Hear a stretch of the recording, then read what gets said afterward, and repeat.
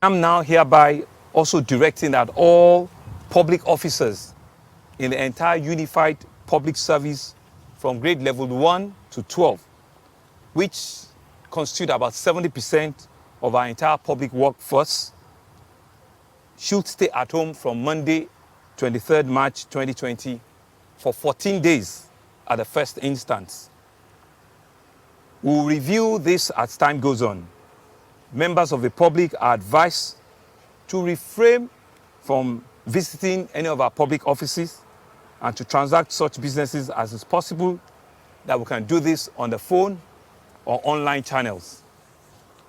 This stay at home does not affect all of our first responders, meaning the medical personnel are still meant to be at their duty posts.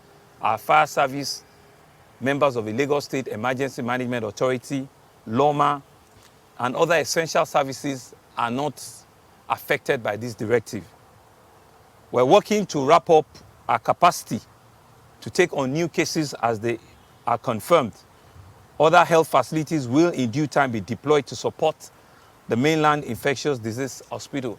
In fact, to mention that we have evacuated other patients out of that hospital, and so the hospital will be locked down only for the COVID-19 cases alone. And so we're wrapping up also the infrastructure and the renovation in that particular hospital to be able to take additional patients. We're also setting up additional facilities at both at Bagada General Hospital, and we've also identified locations in our 5 Ibile division around the state.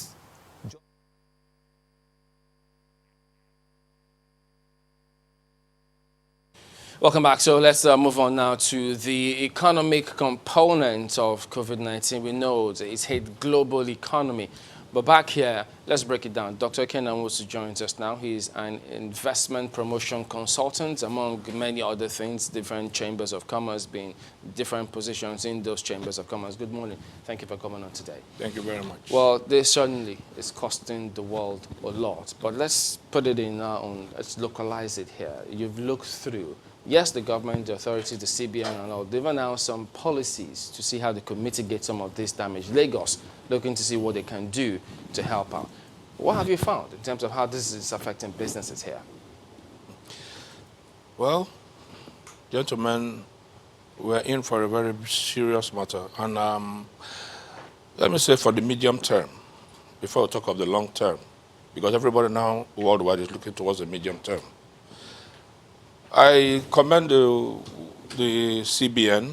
They are doing what they're supposed to do, because if you read what UNCTAD said on their website, because they are the people in charge globally for investment promotion and keeping the economy stable, their estimation is very, very staggering.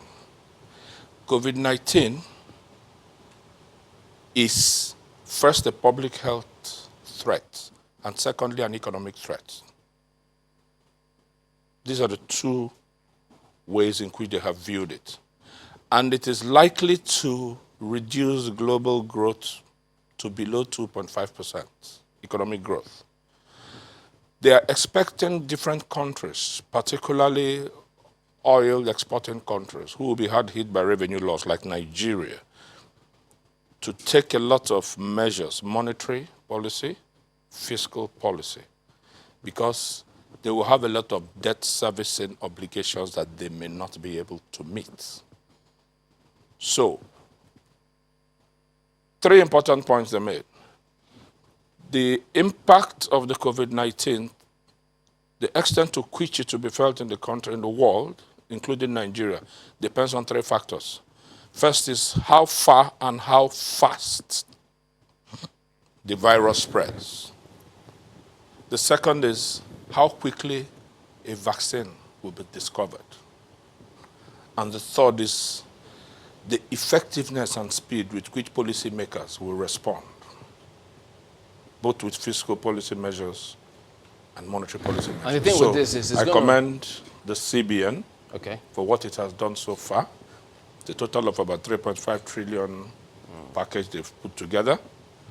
The federal government, too, was wise in scaling down its budget.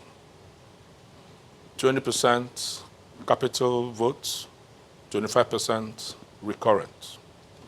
I think the recurrent should be more. However, the scaling down also of their expected revenues makes sense, but I think it should go deeper. The Honorable Minister of Finance and Budget and Planning has said they've scaled down their expected proceeds from privatization, particularly of the power sector, full privatization by 50%. I think it should even go down less. And they are going to be speaking with revenue generating agencies to scale down their expected revenues for the year. Well, before we go to those specifics, Yes. one of the things that I found, that I've perceived over the past few weeks when this whole conversation began, was that COVID-19 doesn't seem to respect any sector in particular. It doesn't. However, it would seem like the aviation sector is worse hit now.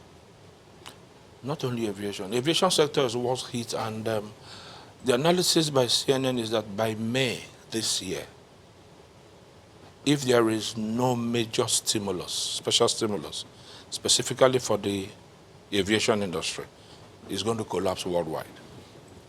And Because evidence, you see that globally is affecting. yes, evidence everywhere. supports that. See, 2020. Secondly most hit is tourism, because this is the aviation industry that supports tourism. Of course, the entire value chain, the restaurants, the pubs, all that in the tourism value chain, supply chain. Supply chain by air, by sea, by land. When a country closes its borders, or a region like the EU did, the border closure is air, sea, and land. So you don't have containers leaving, you don't have air cargo leaving, except the important health cargo. Highly essential. Yes, highly essential items. And then land cargo as well. So 176 countries affected, most of them complete lockdown. EU as a region is on complete lockdown for 30 days. China, which is the second largest economy and from where a lot of raw materials feed Europe and America. So it's not just the airline industry that's affected. The entire economic value chain in the world. Now, you did talk about the monetary policy measures taken by the CBN. Yes. Now, in spite of all of those, how do you think that they can affect businesses directly? Do they, because I mean, without the fiscal policies, can those monetary policies get results all by themselves? No, just like whenever I do a budget, for the budget to work very well, there has to be fiscal policy support. So you're right. Fiscal policy needs to support the monetary policy. Now, CBN's, luckily the Monetary Policy Committee is meeting today. CBN's reduction of interest rates was only for intervention funds, from 9% to 5%. But they have given forbearance to the commercial bank, the deposit money banks, saying that they should, on their own, renegotiate loan terms, including interest rates, tenor, and all that. Apparently, the CBN does not want to intervene directly like in the US, where the Federal Reserve said zero interest or 0.25, that little range. So, in terms of, and of course, prioritization, CBN's prioritization for single-digit loans to health sector operators, laboratories, pharmaceutical companies, that's fine. But like you said, the fiscal policy measure that should support that, I'm expecting to see the Honorable Minister of Finance announce a complete waiver of import duty, taxes, VAT, and everything applicable in the import duty outlay, a complete waiver of all that for all imports for the health sector and ancillary sectors, medical laboratory, so that whatever is coming in to fight this virus comes in cheaper. I'm expecting to see the Ministry of Finance directing the Nigeria Customs Service to create a special fast-track channel for sea cargo or air cargo coming in for the health sector, because you need to get all those cargo out very quickly, and then the distribution logistics. The CBN also talked about, getting these funds accessible for local production of these pharmaceutical, things that can intervene, some kind of intervention production, Yes. to fight this scourge. one of the questions a number of people are asking is, how will these resources that CBN promised, how will they be disbursed? Well, the governor announced over the weekend, also on Friday, that the CBN will be having a meeting with select pharmaceutical companies. They named some, Emzor, Orange Drugs, and the big ones, to discuss with them on the specifics. I'm sure the Ministry of Health and the NCDC will be in that meeting. Okay. So I think they've already identified the Let's take a look at some of the these modalities. materials now that you do have. Talk us through this Forex rates convergence, because this is a huge component here, how it affects so many things. How do you see this playing now? Interesting. Well, the last one, 380, new, is the latest announcement. What the central bank governor said was the I&E, the importers and exporters window, is the determinant of whatever will be the final and new rates. That it is not what the exercise that, or the measure that was effected is not a devaluation of the currency. That it's an adjustment dictated 100% by operations in the I&E window. And that we are likely to see more adjustments going forward. So, at 380, and mark you, the new directive is that all companies, including oil companies, To sell to Forex should CBN. sell to CBN, no more to NMPC, because CBN wants to have the liquidity into the system, make the economy to be awash with Forex, so that that movement does not go forward too much. Because you understand that if they don't do that and they announce this 380, Yes. and it means that the BDCs are the ones who will determine the rates. Because if you do go to them, they'll tell you, well, this is the rate we're setting, and that 380. So that's why the CBN needs to pump in so that they can have this rate operational. And the CBN has directed them not to sell above that rate. But how active then would the I&E be with this whole clampdown on the borders? It's very difficult to make projections at the moment because, just like you have rightly said, international trade, supply chains are significantly disrupted. So, in terms of getting in enough Forex, look at the inability of Nigeria, the NNPC MD's announcement that we will not be able to sell over 50 cargo of crude oil. Where are you expecting the money to come in from? So that's why I say it's not easy to make the projections. With the price war, that's on the oil side. On the trade side, non-oil, you're not having enough of movement of cargo by sea or by air. So what about these current vulnerability points? Well, from what you can see, benchmark of crude was 57. It's below 29 as at the last count. It is the #1 vulnerability point for Nigeria. And the United Nations Economic Commission for Africa has said that most of the countries in Africa who are oil producers are going to be losing, I don't want to call the figure, in billions of dollars. So for Nigeria, the benchmark oil price is our major vulnerability point, which resulted in the 1.5 trillion downward trend directed by Mr. President. Look at the breakdown of the federal government's budget. Non-oil tax revenues is definitely going to be affected, which is why the Honorable Minister said they'll be asking revenue-generating agencies to bring down the downward figures. review their target. So it's the second major vulnerability point for the economy. And people are advocating, operators, that that downward review should be more significant than the 50% that they're talking about. Now, you can imagine that before the virus threat came into effect, we were already thinking of borrowing. And the Honorable Minister has said, with what is happening now, we're not borrowing anymore, even if the National Assembly approves the budget, approves the loan, because the economic indicators do not support borrowing. So the vulnerability is increasing. It's creating a lot of uncertainty, and that's why you saw the Presidential Economic Advisory Committee. I won't call it panic mode, but they insisted and put their foot down to Mr. President. I'm sorry, sir. You have to take these measures. The pump price of fuel has to go down, because you cannot control the vulnerability. Nigeria, because it's an oil exporter, is too vulnerable to global shocks. So we'll sit and it happens and we just have to react. So that's why a number of operators are calling that bodies like the IMF and the World Bank, the IMF has said $50 billion they've brought out to help countries. They need to put in some sort of mechanism for revenue stabilization in countries like oil exporting countries in Africa. It's something that the Presidential Economic Advisory Committee also suggested, that the government needs to put in a revenue stabilization program, and that they are going to be bringing stakeholders together to discuss it because of these vulnerability points you see. So like I said, number one is the benchmark. Because of this, our projected revenue of 264 is not going to work. Non-tax oil revenue, already we've said it's not going to work. So oil and non-oil, these are the two most important.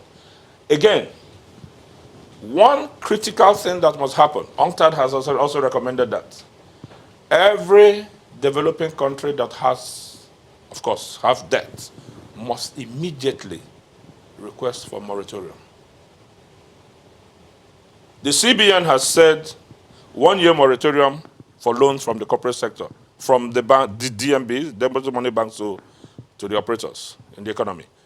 At the same level, national level, countries need to immediately ask their creditors for moratorium. Okay, we'll get your perspectives about the interest rates, the DMBs and the interest rates, and as well as the CBN's announcement on those intervention funds, the interest rate component as well. But that's when we return in a moment. Stay with us. Passengers find their way into the international terminal in Lagos in trickles. Muritala Mohammed International Airport is actually a shadow of itself as a number of counters are empty. Authorities here tell us that about 17 flights are expected before noon, but that some of them have already sent notices saying that they have cancelled their schedules into Lagos. Quite a number of travelers present at the Ethiopian Airlines desk are making last-minute efforts to board. This passenger says despite the COVID-19 pandemic, life goes on. A lot of people have built up their businesses before now. You remember the time of SARS? It's the same. You remember Ebola? Ebola is no more. So coronavirus will come and go, and we'll still be there. Wherever you are, you understand, if you believe in God, and I know a lot of us do now, you will go and come back. The sicknesses of the Egyptians are not for the Israelites. But some passengers are already caught in the web. This individual heading to Hong Kong is pushing his flight backward. But this woman is stranded as Air Maroc has not flown into Nigeria. I've been calling Casablanca, their office, the customer service office, the number that I saw on their website. I called it for more than 45 minutes. It was ringing. As you are looking at me here now, I am stranded. I've been here since on the night. I'm supposed to go back to UK. I'm a British citizen, but I don't know what to do. I don't have money to go back to buy another one-way ticket.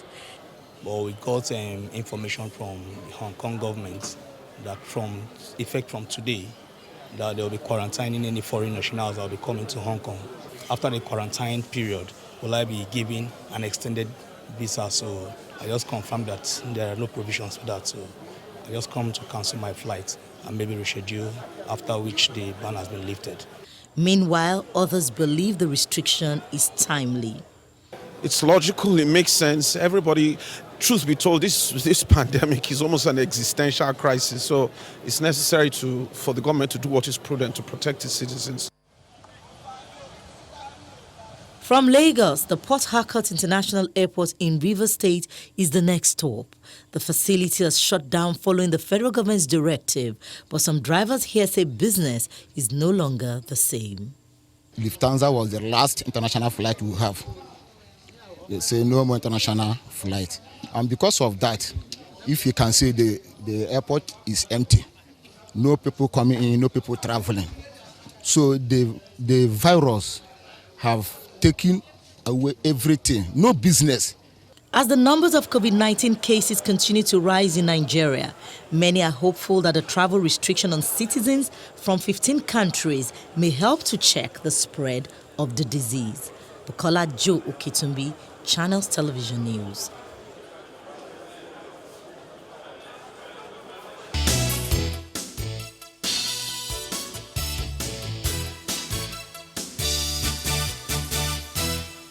Okay, now, CBN, they'll be having meetings. I mean, lots of meetings are usually expected at this point in time. What do you think should happen to those interest rates other than the moratorium? They should come down. There should be a downward review. CBN's review, like I said, is only on intervention funds. On the mainstream loans, they're allowing the deposit money banks to have on a case-by-case basis without the CBN as a regulator directly interfering. Now, I think the CBN should interfere a bit. They should interfere a bit and give a sort of threshold while allowing the banks to now operate within that threshold.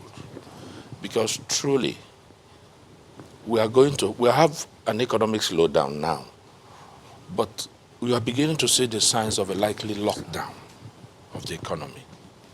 And if there's a lockdown, every contract has a provision for frustration of the contract by force majeure.